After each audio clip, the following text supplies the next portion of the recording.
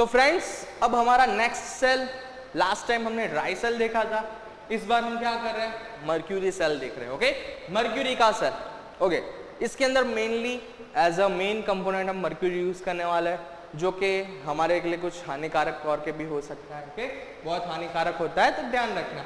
Okay, next case insulator. देखो zinc की क्या है हमारे पास, एनोड है। क्या है, जिंक की क्या है हमारे पास, एनोड। और एज अ कैथोड HgO यानी कि मर्क्यूरी का oxide mixed with a graphite.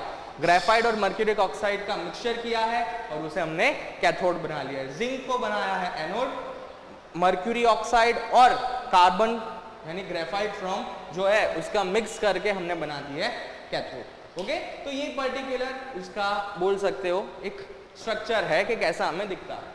साथ ही साथ देखो वहां पे बीच में KOH सैचुरेटेड विद ZNO भरा हुआ है एज इलेक्ट्रोलाइट फॉर्म में, और बीच में एक इंसुलेशन का एक सेपरेटर लगा दिया गया है और बाहर एक उसके ऊपर कवर चढ़ा दिया है जो कि इंसुलेटर एज अ इंसुलेटर के फॉर्म में वर्क करता है। इंसुलेटर नॉर्मली क्या होता है, जो चार्ज के फ्लो को एक जगह से दूसरी जगह नहीं होने देता या फिर इलेक्ट्रॉन को एक जगह से दूसरी जगह ट्रांसफर नहीं होने देता, उसको इंसुलेटर कहते हैं। ओके, ये तो नॉर्मल है, इंसुलेटर आपको पता हो।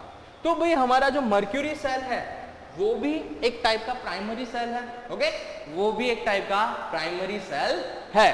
तो उसके एक रिएक्शन हम देख रहे हैं कैथोड एनोड की। तो एनोड के ऊपर क्या हो रहा है, एनोड के ऊपर जिंक और मर्क्यूरी का एमालगम, क्या, जिंक और मर्क्यूरी का एमालगम, वो रिएक्ट कर रहा है OH- से, जो KOH से निकला है तो OH- से रिएक्ट करेगा और बनाएगा zinc oxide, water and gives 2 electron. Okay, तो यहाँ पे 2 इलेक्ट्रॉन दे रहा है, तो इधर क्या हुआ, ऑक्सीडेशन। क्या हुआ, ऑक्सीडेशन। वैसे ही कैथोड के ऊपर मर्क्यूरिक ऑक्साइड जो इधर लगा हुआ है नीचे प्लस H2O प्लस 2 इलेक्ट्रॉन, तो वो हमें देगा नॉर्मल मर्क्यूरी और OH-। तो ये जो रिएक्शन है इसकी नेट रिएक्शन हम कुछ ऐसे लिख सकते हैं कि एमालगम of zinc and mercury plus mercury oxides give zinc oxide plus mercury. Okay, और मर्क्यूरी कौन से फॉर्म में मिलेगा, नॉर्मल रूम टेम्परेचर पे वो होता है लिक्विड फॉर्म में, तो जो मर्क्यूरी मिलेगा वो लिक्विड फॉर्म में मिलने वाला है।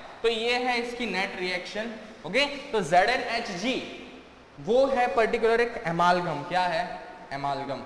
एमालगम जिसके बारे में हमने देखा था फर्स्ट चैप्टर में सॉल्यूशंस में।